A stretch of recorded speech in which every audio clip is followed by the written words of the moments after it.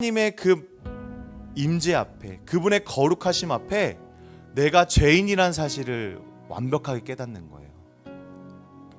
여러분 중에 만약 내가 하나님 앞에서 예배하다가 감동이 오고 감동이 밀려오는 그 기쁨이 있었는데 내 인식 앞에서 내 비천한 상태가 깨달아지지 않는다면 그거는 그냥 감동일 뿐이에요. 여러분이 예배 가운데 나의 비천함과 나의 죄인됨과 정말 그분의 거룩하심이 느껴지지 않고 경험되지 않는다면 지금은 나는 그분의 앞에, 그분의 그 영광 앞에 있는 것이 아닐 수 있다는 거예요. 왜냐하면 이것은 어느 누구나 시대를 막론하고 이전과 지금도 마찬가지로 일어나는 반응이기 때문이었습니다. 그분의 거룩하심 앞에서 내 죄 하나하나가 다 깨닫게 되는 거죠. 그것이 바로 하나님의 임재 앞에 우리가 나타나는 그분의 압도하심 앞에 나타나는 우리의 반응입니다. 그래서 우리의 반응은 무엇인가?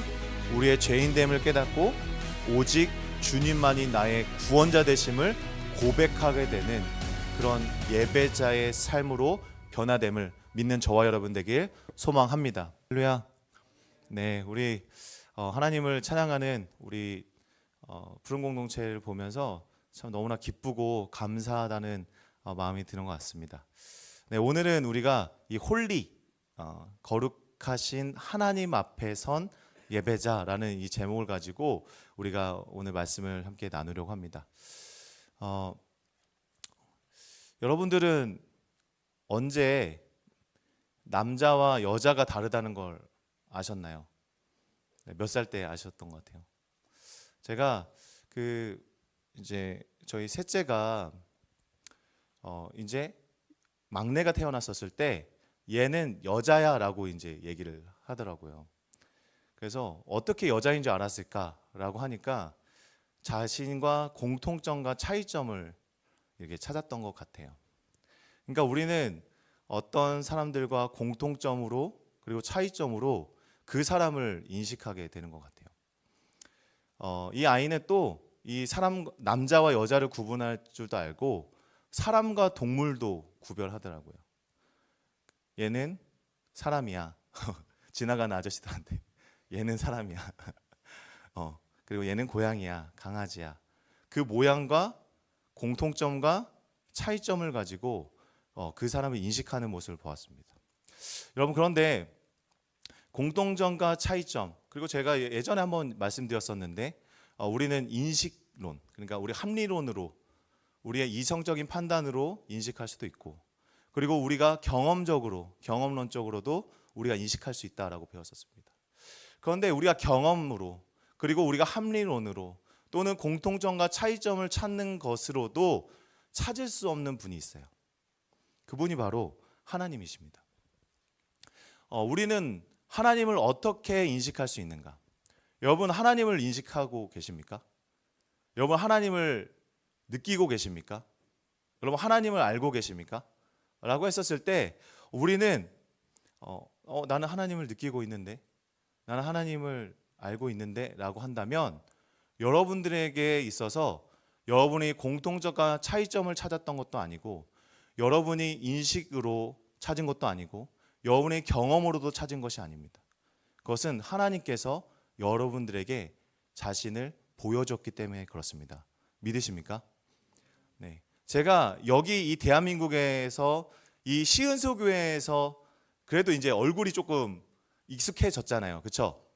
그런데 스리랑카에 있는 교회에 있는 성도들이 저를 알 수 있을까요? 네, 모르죠. 그런데 제가 스리랑카에 가가지고 설교를 했다라고 칠게요. 그러면 그 사람들은 저를 보았기 때문에 알 수 있겠죠, 그렇죠? 맞죠? 맞습니다. 마찬가지예요. 우리도 하나님께서 자신을 비춰주셨기 때문에, 하나님께서 자신을 보여주셨기 때문에 우리는 하나님을 알 수 있게 된 거예요. 우리는 알게 모르게 우리의 삶 속에서 역사하신 그 하나님은 계속해서 자신을 우리에게 보여주고 계십니다. 그런데 성경에서 보면요, 하나님은 우리가 인식할 수 없는 분이라고 가르쳐주고 있어요. 이사야 45장 그리고 59장에 보면 주는 스스로 숨어 계시는 하나님이다라고 얘기합니다. 하나님께서는 그렇게 숨어 계시는 거예요. 그러다가 자신의 밝히 보여주고 싶은 그분의 자유하심 안에서 보여주고 싶은 자들에게 그분을 보여주고 계신 겁니다. 그런데 왜 하나님은 그 영광을, 그분을 왜 감추어 주고 계신가? 우리 59장의 말씀을 보면 오직 너희 죄악이 너희와 너희 하나님의 사이를 갈라 놓았기 때문에, 우리는 하나님 앞에서 죄인이 되었기 때문에 이 죄인된 우리는 이 하나님 앞에서 설 수가 없는 것입니다. 그 하나님의 그 거룩하심과 그분의 의로움은 이 죄를 보면 어떻게 하실까요? 심판하시는 거예요. 그분의 공의, 그분의 정의로움은 우리의 작은 죄마저 보이게 된다면 그분 앞에서는 심판이에요. 그 심판은 죽음이에요. 그렇기 때문에 하나님은 어쩌면 의도적으로 자신의 그 영광과 그 공의와 그 정의를 숨기고 계신 것이죠. 그것을 우리는 숨어 계신 하나님, 다른 말로 우리에게 은혜를 주고 계신 하나님이라고 말씀할 수가 있어요. 그분은 의도적으로 그분의 거룩함과 그분의 영광스러움을 보여주고 있지 않습니다. 그러나 그분의 영광을 찾고 구하는 자들에게, 이 예배 가운데 주님의 영광을 구하는 자들에게 그분의 영광의 빛을 비춰주고 계심을 믿으시기 바랍니다. 그래서 우리의 어두웠던 마음이 이 예배 가운데 예수 그리스도의 그 빛으로, 하나님의 그 영광의 빛으로 채워질 때 우리는 그분의 존재를 느낄 수가 있는 거예요. 믿으십니까? 우리가 이러한 배경을 가지고 우리가 함께 오늘 4가지 키워드를 가지고 함께 보도록 하겠습니다. 오늘 홀리, 먼저는 지금 여기 계신 하나님, 그리고 압도된 피조물, 그리고 죄에서 자유를 얻게 함, 그리고 주님께 응답함이라는 이 4가지의 키워드를 가지고 우리가 함께 보도록 하겠습니다. 먼저는 지금 여기 계신 하나님이에요. 하나님께서 지금 여기 계시다라는 것은 믿고 계시죠? 우리는 지금도 어디 곳에나 무소부재라는 표현을 쓰거든요. 들어보셨나요? 무소부재? 네, 처음 들어보시는 분도 있을 거예요. 이게 저 어렸을 때만 해도 하나님은 무소부재 하나님이다 라는 말을 굉장히 많이 썼습니다. 이 말은 풀어서 설명하면 하나님은 어디에나 계시다. 그 하나님은 어느 곳에나 다 계신 거예요. 지금 여기에도 계시면서 동시에 아까 스리랑카에도 계신 거고, 어디에서나 계신 것이 바로 하나님의 무소부재함이십니다. 그게 바로 편재성이에요. 주님은 여전히 이곳에 계신 거예요. 이곳에. 그래서 헤르만 바빙크라는 이 신학자는요, 이렇게 말을 했습니다. 보이십니까? 한번 읽어볼까요? 시작. 하나님께서 창조 세계 안에 내재하시면서도 동시에 초월하여 계신다라고 얘기했습니다.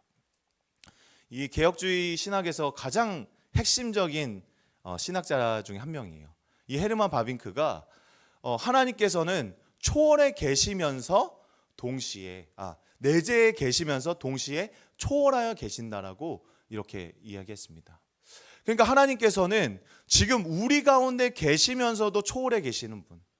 그러니까 그분의 영광이 그분께서 계시지 않은 것이 없다라는 것이죠. 네, 이것을 우리는 믿고 있어야 되고 이것을 고백하는 것이 바로 신앙이에요. 그래서 우리 찬양팀 이름이 뭡니까? 우리 찬양팀 이름 코람데오. 이 무슨 뜻입니까? 하나님 앞에서. 하나님 앞에서. 네. 우리는 지금 어느 곳에 있든지 하나님 앞에 서 있는 거예요. 여러분이 집에 있든지 밖에 있든지 회사에 있든지 학교에 있든지 여러분들은 하나님 앞에 서 있는 존재임을 기억하시기 바랍니다. 아멘이십니까? 그래서 우리는 그 하나님 앞에서 우리의 마음과 뜻을 다해서 살아가야 하는 거예요. 게으를 수가 없는 거죠. 우리가 거짓을 행할 수가 없는 거예요. 왜? 하나님을 알고 있다면, 그분의 거룩하심을 알고 있다면 우리는 온전한 그 반응이 나타나야 된다는 것입니다. 그런데 우리는 그 하나님을 왜 볼 수 없는가? 그 이유는 우리가 한계를 갖고 있기 때문에 그렇습니다. 우리는 이 시각적으로도 한계를 갖고 있죠. 제가 정확하게 모르겠지만 우리가 볼 수 있는 것은 뭐 때문에 그렇죠? 빛이 있어서 그렇죠. 빛. 그렇죠? 우리가 빛이 없다면 우리는 볼 수가 없어요. 우리는 의존하고 있는 거죠. 우리는 빛을 의존해서 볼 수 있는 거예요. 그리고 공기를 의존해서 우리는 소리를 듣고 있는 거죠. 그런데 우리가 볼 수 있는 이 색깔이라고 할까요? 이 색깔도 한계를 가지고 있죠. 우리가 눈으로 인식할 수 있는 색이 빨주노초 파남보 여기밖에 없는 거죠. 그 이상 넘어가면 우리는 볼 수가 없고. 그리고 박쥐들 듣는 거 있잖아요. 쥐랑 박쥐가 듣는 거. 우리 초음파, 우리 듣는 친구 있습니까 여기? 없죠. 난 듣고 있다. 막 돌고래 소리가 듣고 있다. 우리 아이들은 또 돌고래 소리 듣거든요. 초음파 소리. 근데 우리는 그렇게 들을 수 없잖아요, 그렇죠? 우리는 사람이라는 그 한계성, 피조물이란 그 한계성 안에 있기 때문에 우리는 그 하나님의 이 창조 세계 안에서 우리에게 허락된 만큼만 볼 수가 있어요. 우리에게 허락된 만큼만 느낄 수 있고 볼 수 있고 들을 수 있는 존재입니다. 그것을 우리가 인정해야 하는 거예요. 하나님의 초월성과 하나님의 내재성, 그리고 우리의 한계성을 인정해야만 우리는 오늘 이 말씀을 이해할 수가 있습니다. 우리는 모든 바닷물을 이 병 안에 담을 수가 없어요. 그렇죠? 이 병이 300ml입니까? 이 300ml만큼만 담을 수가 있는 거예요. 마찬가지로 인간도, 우리의 사람도 하나님께서 허락해 주신 그만큼만 하나님을 인식하고 알 수가 있습니다. 그런데 그만큼만이라도 하나님께 구원받기에 합당하다라는 것입니다. 믿으십니까? 저는 이 믿음이 있어요. 우리에게 각자의 삶의 상황에 따라, 그들의 믿음의 분량에 따라 하나님은 맞춰서 그들의 신앙의 믿음에 따라 그들에게 보여주고 계세요. 그리고 그것을 통해서도 그들의 구원을 받을 수 있는 최소한의 믿음을 주고 계시다는 것을 믿습니다. 어떤 사람은 100ml, 어떤 사람은 300ml, 어떤 사람은 벤티, 저 같은 사람들. 그럼 벤티가 있어야지만 아는 거예요. 의심이 많거든요. 그럼에도 불구하고 하나님은 거기에 자신을 쏟아 부으셔서 저를 깨닫게 하시고 믿게 하여 주신 줄 저는 믿습니다. 그래서 우리의 사람의 한계에 하나님이 들어오신다라는 것 우리가 기억해야 됩니다. 하나님은 이 성전이라는 이 조그만한 이 건물 안으로 들어오셨고요. 마침내 우리의 이 작은 마음 속에 들어오셨어요. 그래서 그분은 그분의 영광을 볼 수 있게, 그분의 영광을 느낄 수 있게 우리를 부르신 줄 믿으시기 바랍니다. 그래서 우리는 이것을 고백하는 것입니다. 하나님은 아까부터 여전히 여기 계셨던 거예요. 우리가 예배를 시작했던 2시 25분 전 함께 기도합시다라고 얘기하기 전 이전부터 그분의 시간과 그것을 초월하여서 이미 이 자리에서 계심을 믿으시기 바랍니다. 그것이 바로 임마누엘이에요.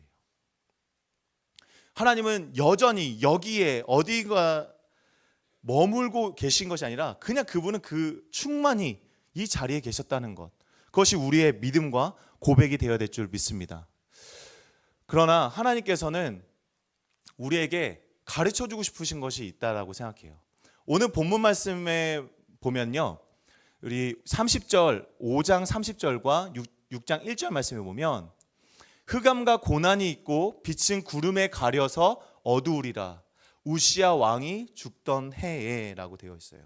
우시야 왕은 그나마 그 하나님을 잘 섬겼었던 그 선왕으로 우리가 알고 있습니다. 물론 문둥병이 걸리고 다양한 일화들이 있지만 그래도 그의 삶 속에서 하나님을 찾고 구했던 왕 중에 하나예요. 그래서 그 사람은 정말 이 백성들을 사랑하고 잘 다스렸었던 왕입니다. 그런데 이 우시야 왕이 죽고 나서 모든 세상이 다 끝난 것 같은 그러한 경험을 많은 백성들이 했던 거예요. 이제 우리에게 이러한 선왕이 사라지면 우리는 망할 것 같은데 라는 생각이 드는 거죠. 마치 오늘날 우리 시대에 이러한 먹구름과 같은 일들이 벌어지고 있죠. 지금 굉장히 혼란스럽고 힘들고 고난스럽죠. 정치, 경제뿐만 아니라 지금 그냥 나의 삶 속에서도 마찬가지인 거예요. 여러분들 중에 누가 직장에 대해서 고민하고 있고 이직에 대해서 고민하고 있고 내 진로에 대해서 고민하고 있는 친구들이 많을 거예요. 이제 졸업하고 나 이제 백수예요. 나는 뭘 하고 살죠? 어떻게 해야 될까요? 지금 우리 안에서 너무나 수많은 그 보이지 않는 그 어두움의 세계, 그 미래에 대한 어떤 두려움, 그런 것들이 우리 안에 있다는 거죠.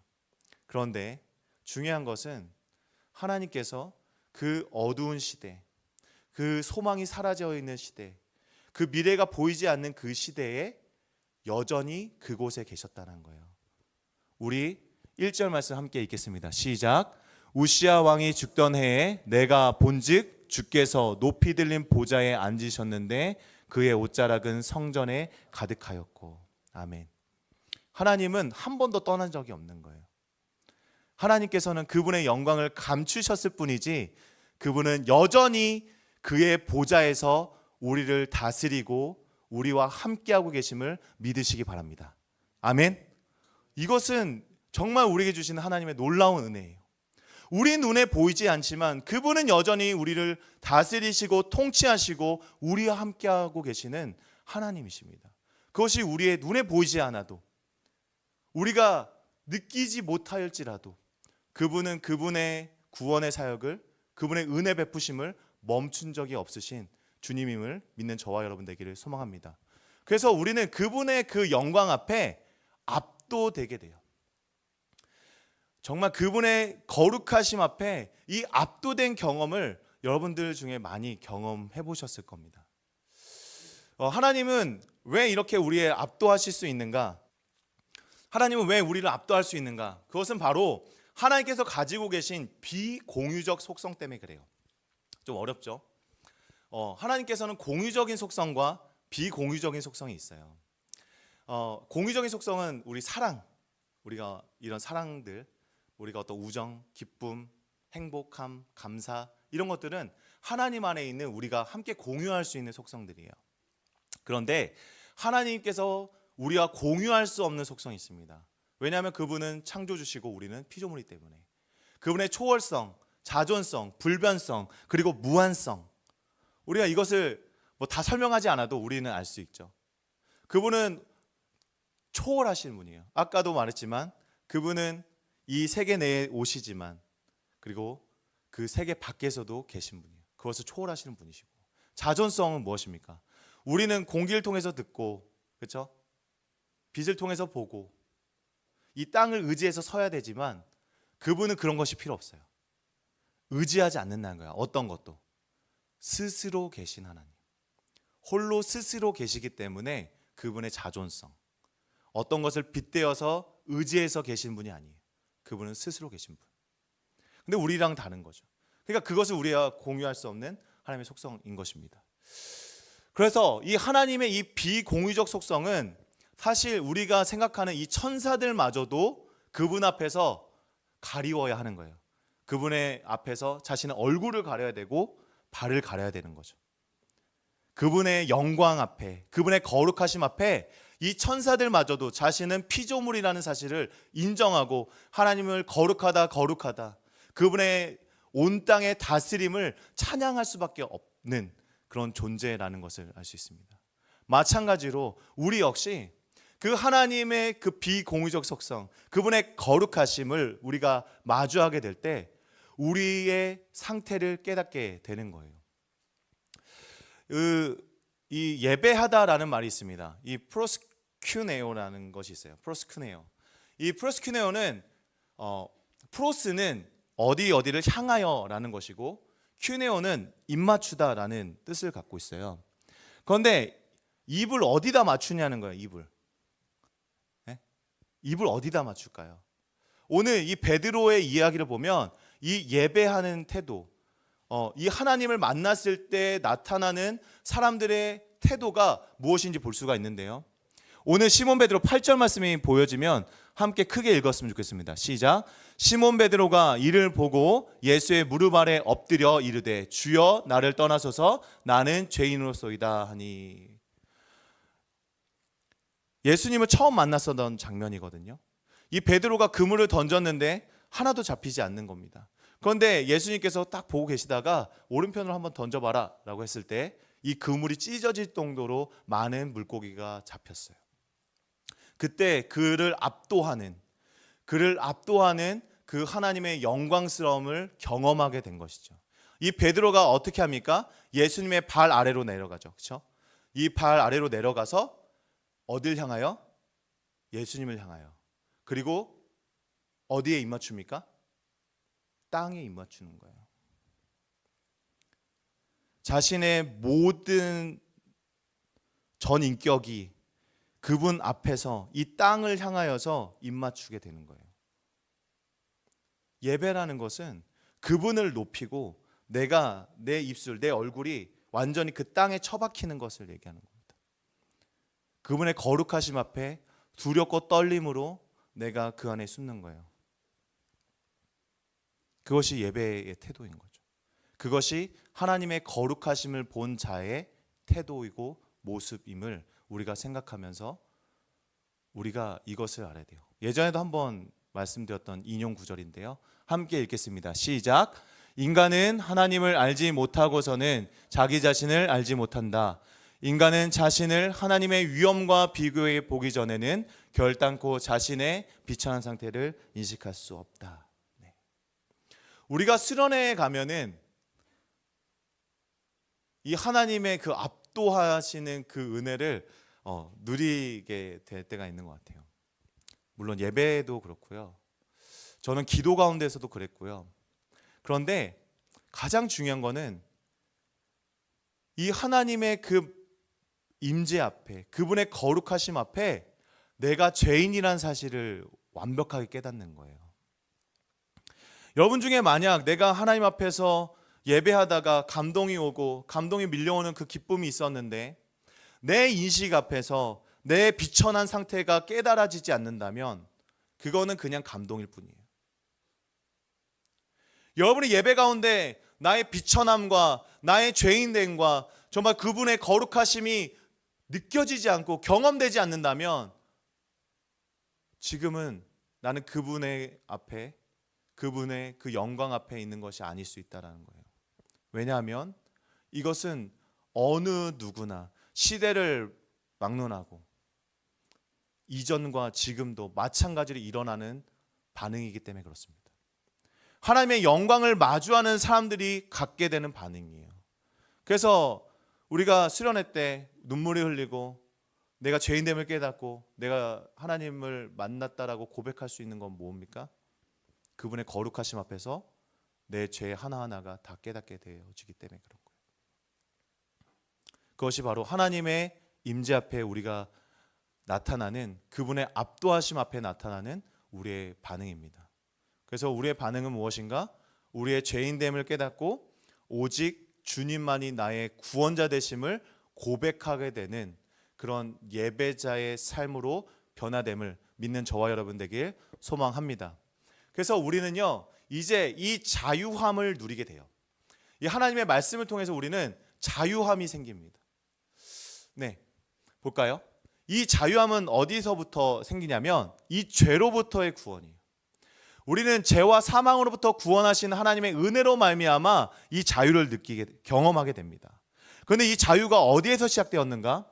이 스랍들이 어디서 그 숯불을 가져옵니까? 그 성전에, 제단에. 그 제단에 있는 그 숯불을 가져와서 그것을 이사야의 입에 댔을 때 그는 거룩해지고 정결하여졌음을 선포합니다. 하나님의 죄사함의 은혜는 이 성전에서부터 시작되는 거예요. 하나님이 임재하시고 하나님이 다스리시는 그 장소에서 그 죄사함의 은혜가 시작되는 것입니다. 그런데 우리가 계속해서 보았잖아요. 그렇죠? 하나님은 지금 여기에도 계세요. 아멘이십니까? 네. 누구든지 하나님의 영광을 구하고 그분을 찾는 자들에게 그분의 숯불을 우리에게 대어 주실 줄 믿습니다. 그분은 우리의 입에다가 그 숯불을 대시는데요. 입을 그 당시의 사람들은 이 마음과 연결되어 있다고 보았어요. 그래서 마음에서 나오는 거, 입을 통해서 나오잖아요. 그렇죠? 그래서 이 마음으로 짓는 것들, 이 죄들이 입을 통해서 나오기 때문에 그 입을 지지는 게 입을 이렇게 하는 게 그를 거룩히 하게 한다고 한 겁니다. 그래서 그들은 입술을 가리고 그 얼굴을 가리는 입술을 가리고 있던 것이죠. 그래서 나병 환자들도 그들의 입술을 가리고, 그죠? 입술을 가리고 나는 부정하다, 부정하다 이렇게 외쳤던 이유 중에 하나가 그것입니다. 네, 그런데 오늘날 우리에게도 이 성전의 은혜가 동일하게 흘러갑니다. 우리 디도서 2장 14절과 고린도후서 6장 16절 말씀인데 우리가 함께 한번 읽어보겠습니다. 시작. 그가 우리를 대신하여 자신을 주심은 모든 불법에서 우리를 속량하시고 우리를 깨끗하게 하사 선한 일을 열심히 하는 자기 백성이 되게 하려 하심이라. 하나님의 성전과 우상이 어찌 일치하게 되리요? 우리는 살아계신 하나님의 성전이라. 이와 같이 하나님께서 이르시되 내가 그들 가운데 거하며. 여기까지만 읽겠습니다. 아멘. 네, 하나님의 그 십자가에서 우리는 그 십자가에서 그 은혜가, 그 죄사함의 은혜가 시작됨을 우리는 알 수가 있습니다. 우리는 우리를 대신하여서 자신을 주신 그 예수 그리스도 앞에 그분의 속량을 통하여 우리는 이제 죄사함을 받게 된 거예요. 그러면 우리는 어딜 향하여 우리를 입맞춰야 됩니까? 예전에 있었던 구약의 사람들은요, 성전을 향하여 기도하고 성전을 향하여서 그들은 제사를 지냈다면, 이제 우리는 그 십자가에 달리신 예수 그리스도, 그 십자가에 달리신 그 예수 그리스도를 향하여 그분의 그 속량하시고 우리를 구원하시는 그 십자가를 향하여서 우리는 우리의 입술을 대야 하는 것입니다. 그렇게 될 때 우리는 그분께서는 우리의 마음에, 우리의 생각에, 우리의 모든 것을 구원하시고 변화시키실 줄 믿으시기 바랍니다. 그래서 우리는 그분의 그 공로로 말미암아서, 그분의 행하심으로 말미암아서 우리는 거룩한 성전이 된다. 그래서 구원은 이 거룩한 공동체 안에 있다라고 전 믿습니다. 아멘이십니까? 홀로는 절대 안 돼요. 진짜입니다. 홀로 신앙생활 안 됩니다. 절대 안 돼요. 저도 해봤어요. 안 돼요. 절대 안 됩니다. 예수 그리스도는 우리를 교회로 부르시고 연합하게 하시고 그 안에서 우리가 그 죄사함의 은혜를 누리면서 날마다 주님 앞에 함께 나아갈 수 있도록 우리를 부르셨습니다.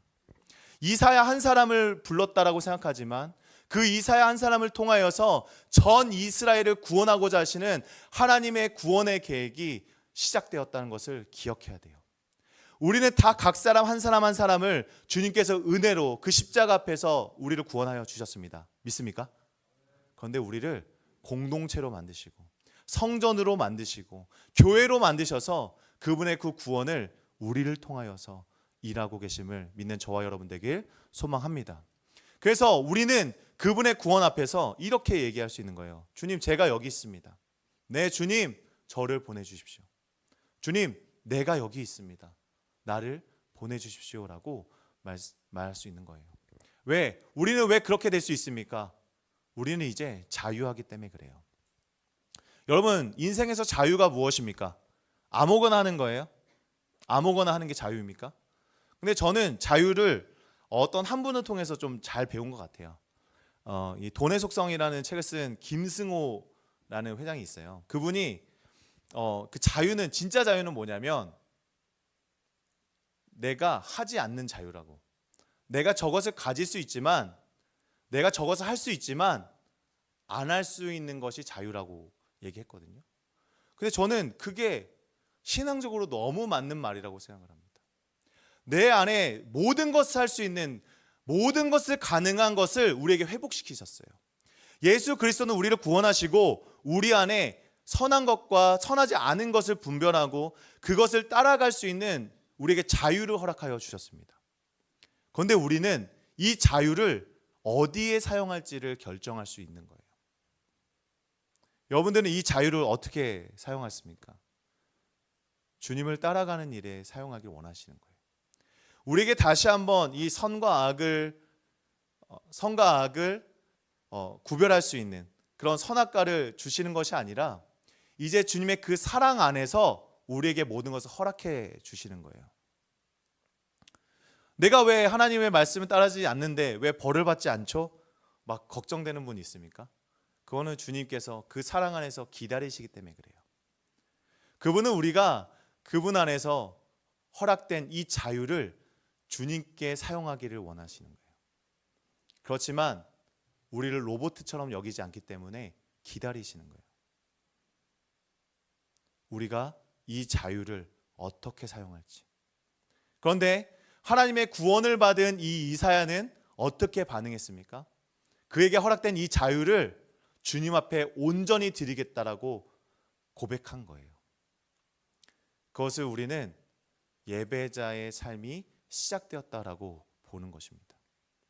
우리의 삶을 주님께 드렸다라고 했었을 때 여러분 이제 다 사표 내시고 학교 그만두시고 우리 시은석교회에서 먹고 자고 합시다 이런 게 아니라는 거예요. 그럴 분 계십니까? 없잖아요. 그렇죠? 우리에게 주신 이 자유는요 어떻게 사용하는가? 내가 사랑할 자를 사랑하면서 살아가는 것이 아니라 내가 사랑할 수 없는 자를 사랑하기 위하여서 노력하면서 살아가는 것이, 저는 그것이 자유라고 생각합니다. 하나님이 허락하신 이 자유를 통하여서 내가 사랑할 자만 사랑하는 것이 아니라 내가 사랑할 수 없고 용납할 수 없고 받아들일 수 없는 그것조차도 내가 사랑하기 위해서 몸부림치며 내가 하나님 앞에 서 있다는 사실을 가지고 정말 그들이 하나님을 보게 해달라고 기도하면서 그렇게 살아가는 것이 저는 참된 자유라고 생각합니다. 왜 그러냐면 이 하나님을 만난 이 사도 바울이 그렇게 했기 때문에 그래요. 사도 바울은 이 교회를 핍박했던 사람 중에 한 명이었습니다. 그런데 이 다메섹 도상에서 누굴 만나죠? 예수님을 만나요. 그리고 나서 그 예수님을 만나고 나서 이 사도 바울은, 이 사울은 자신이 사랑할 수조차 없었던 수많은 이방인들을 전하기 위해, 그들을 구원하기 위해 자신의 일평생을 바칩니다. 그들의 목숨을 아끼지 않고 이방인을 위해 살아갑니다. 이방인은 그에게는 원수였어요. 이방인은 그에게 별로 중요한 사람이 아니었어요. 그러나 예수 그리스도를 알게 되자 그분 안에서 그의 삶은 오직 그들을 사랑하기 위하여서 살아갔어요. 마찬가지로 예배자의 삶은 무엇인가? 우리 예배는 무엇인가? 우리가 함께 드려진 이 예배 속에서 하나님의 말씀이 선포되어지고 그 말씀 앞에 우리가 응답하는 것이다 라고 얘기합니다. 그 응답이 무엇입니까? 입술의 대답입니까? 아니요, 저는 삶의 행동에서 나타난다고 믿습니다. 우리의 삶의 행동에서 그 응답이 나타나는 거예요. 여러분의 삶 속에서 누군가 하나님의 영광을 보지 못하는 자들에 대한 안타까움으로 살아가며 그들에게 정말 하나님의 영광을 비춰주기 위해서 자신을 헌신할 수 있는 그런 삶, 그게 예배예요. 믿으십니까? 그것을 통해서만 하나님의 영광의 빛이 그들에게 비춰질 것이라고 믿습니다. 왜냐하면 우리는 하나님이 부르신 성전이기 때문에 그래요. 그 성전은 무엇이 나타나야 됩니까? 하나님의 영광이 나타나야 돼요.